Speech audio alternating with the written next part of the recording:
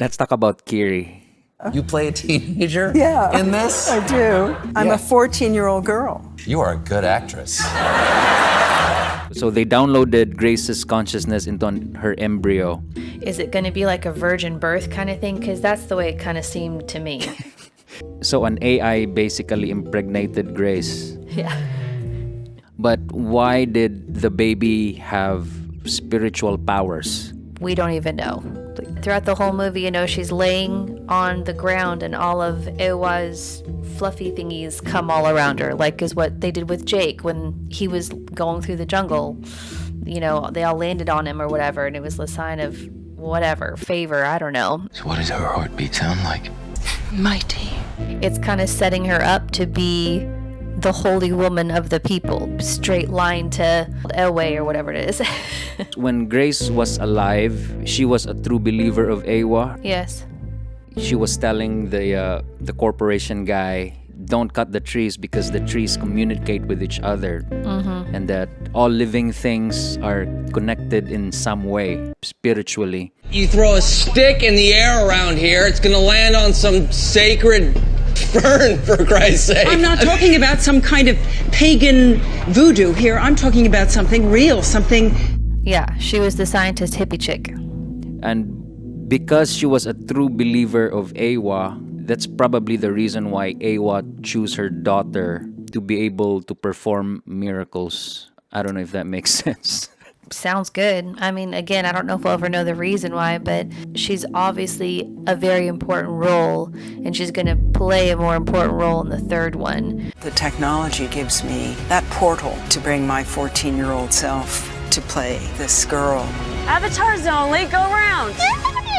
Let's talk about the Avatar Colonel and Spider. Do you remember what happened first? The Colonel had all of the memories of the guy, but he knew he wasn't him. But he knew he had all of his memories, so he knew about Spider. Like, he knew Spider was that guy's son.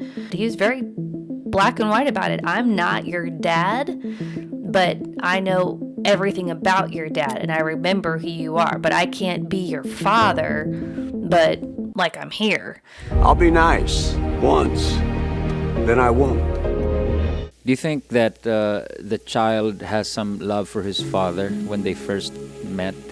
I don't think he had it when they first met. I think there was probably your typical curiosity, and then I think the typical thing of any child of wanting some kind of accolade, some kind of affirmation from your parental figure. I can only assume it would be in there as it would be for any typical person. What I was confused about is that why did Spider help the Colonel? Well, I don't think he had much of a choice, and I don't think he was necessarily helping him in the way of, it's not like he was pointing them in any direction. They were going from place to place, and he was interpreting for them. And what she did for Jake, he was doing for his dad. Like, she taught Jake the way of the people.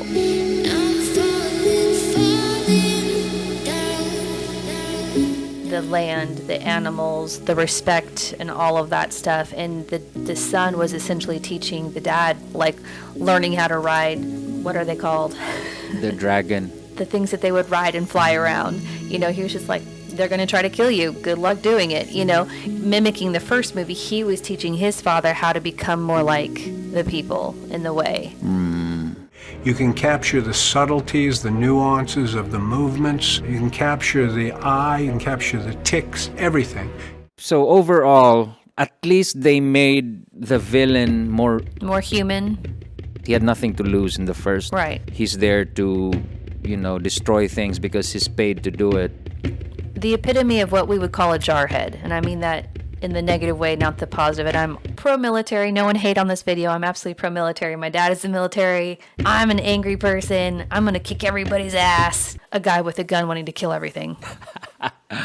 In the first, he had no stakes. He had nothing to lose. Mm-hmm. But in the end, he actually thought of someone other than himself. First, I was actually surprised that she took Spider and threatened to hurt Spider. I really thought, he doesn't care. He wants to kill Jake. So if he's got to sacrifice Spider, kill him. I don't care. I honestly thought that was going to be the response.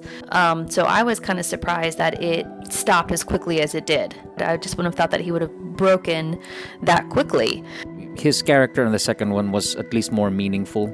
Agreed. And I mean, you hate him because he's going after Jake so hardcore and he's just hurting people in the interim, but he is definitely more humanized. I took the dog tags home and I lent them to my grandson Ike. He wanted to be Quaritch for Halloween this year, and he was, and so he wore them.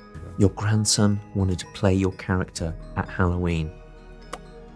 It doesn't get better than that. Yeah, it was good. That's exactly great. Right. You're right about that. okay, now let's talk about the middle child and the whale. What's his name? I don't remember. You think he's just another bratty younger sibling kid who's jealous of the older brother and wants the attention of dad. But then it comes out that, like Grace's daughter, there's almost a kinship that he feels with the whale type animal. You saved my life. Thank you.